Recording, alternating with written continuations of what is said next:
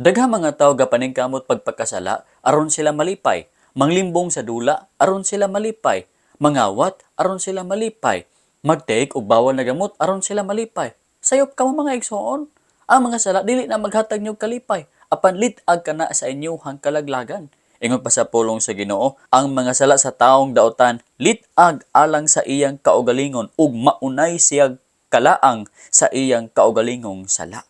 Ang atong mga sala mga igsuon daw laang kini para lang sa atong kaugalingon. Dili ba pag magpakasala kita daw atong gilaangan ang uban aron mosulod sila diha, aron ato sila mabitik ug ato silang makuhaan og benepisyo, makawatan. Pero mga igsuon sa atong pagbuhat og laang, kita ra di ay ang maunay niana. Example, nangawat ka o na CCTV nadakpan ka karon unsay mo mahitabo, presohon ka. Kung wala pa lang ka nangawat, then dili unta ka mapreso. Example, kung mag-take ka og bawal na gamot, nag-take ka para nga malipay ka. Pag ando di ay, ang imuha ding utok mauga sa pag-take og bawal na gamot pagkatapos makabuhat kag mga salaod nga ngilngig kaayo nga dili mabuhat sa usa ka yanong makasasala. Example, luguson ang inahan nga 80 anyos, lula nga 80 anyos, luguson.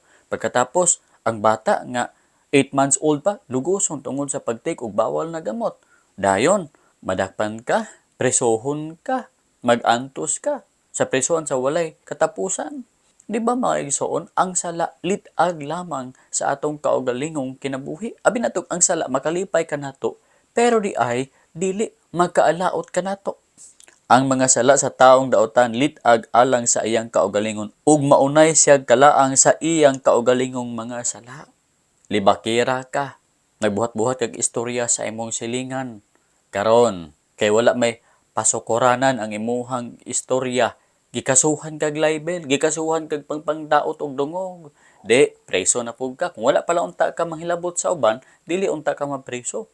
Mga igsuon, walay sala nga maghatag kanimo og katagbawan sa future. Hinuon mga igsuon, kalaglagan, kadautan, kamatayon, ang katapusan sa sala, kamatayon gyud. Be, nganli daw ninyo ang sala nga makahatag ninyo kalipay. Naba mo'y sala nga ika-mention sa kuha nga makahatag ka ninyo kalipay? Wala mga igsoon. Ang tanan nga mga sala maghatag lang ninyo og kalipay kadyot karong panahon na. Pero sa malabot ana, kalaglagan. Busa mayson ayaw pilia ang sala. Pilia ang insakto. Pilia ang pagbuhat sa kabubuton sa Ginoo. Yes, lisod na karon, pero sa future mamunga ka nagpanalangin gikan sa Dios.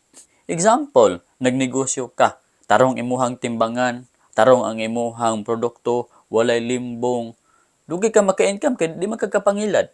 Pero sa future, balik-balik ang customer sa imuha, nganuman nailhan nila nga honest ka nga seller, dili ka mag-ilad-ilad sa imong baligya, ang imong baligya pag giingon nimo nga lami, lami gyud. Pag giingon nimong baligya medyo parat-parat, uy tinuod gyud parat-parat, dili ka pa makakasaligan ka, mobalik-balik ang customer nimo ug ang mga tawo mapalit sa imuha, di magdaghan imong income. Pero ganig manglimbong ka, mali ka isda. Ang nabutang dito sa imong timbangan 1 kilo, pero pag abot sa ilang timbangan, 3/4 lang. O, nagka-income kag dako, lipay-lipay ka.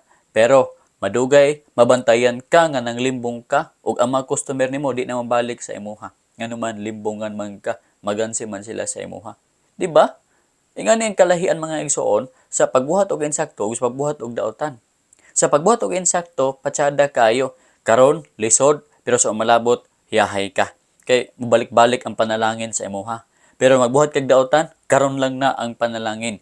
Panalangin gikan sa yawa. Pero pagka future, kapaitan na. Abi yung mga igsoon, basta gani sala mo resulta gid na og kalaglagan, kamatayon ug kadautan. Dili gyud na motapos ang sala sa kaayuhan. Busa kung na kay sala nga gibuhat diha karon, undangin na kana nga sala. Dili gid na maghatag kanimo good future ang sala nga imong gibuhat. Tanawa ra gud. Sa katapusang adlaw, sugbahon ka sa impyerno tungod sa sala nga imong gitipigan kay di ka mosunod sa kababuton sa Ginoo. Gusto gid nimo ng salaa.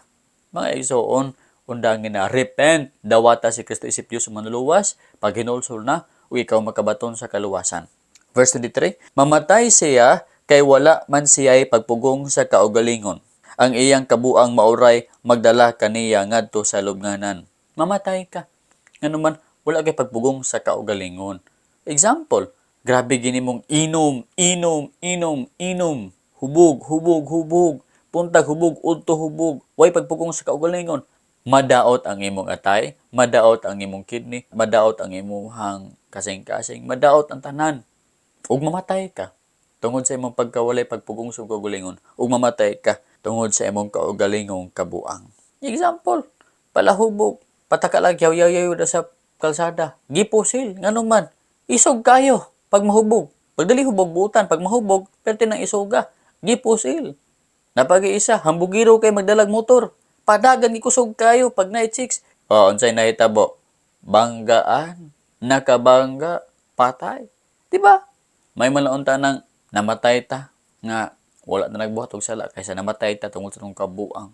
Pangit kay mga igsoon. Busa mga igsoon, undangin na ang sala nga imong gipangbuhat kay kana magdala nagkalautan sa imong kaugalingon. Abi nimo magdala nagkalipay sa imuha, nasayop ikaw. Proverbs 4 verse 22. Ang mga sala sa taong daotan litag alang sa iyang kaugalingon ug maunay siya kalaang sa iyang kaugalingon sala. Mamatay siya kay wala man siya pagpugong sa kaugalingon, ang iyang kabuang mauray magdala kaniya ngadto sa lubnganan.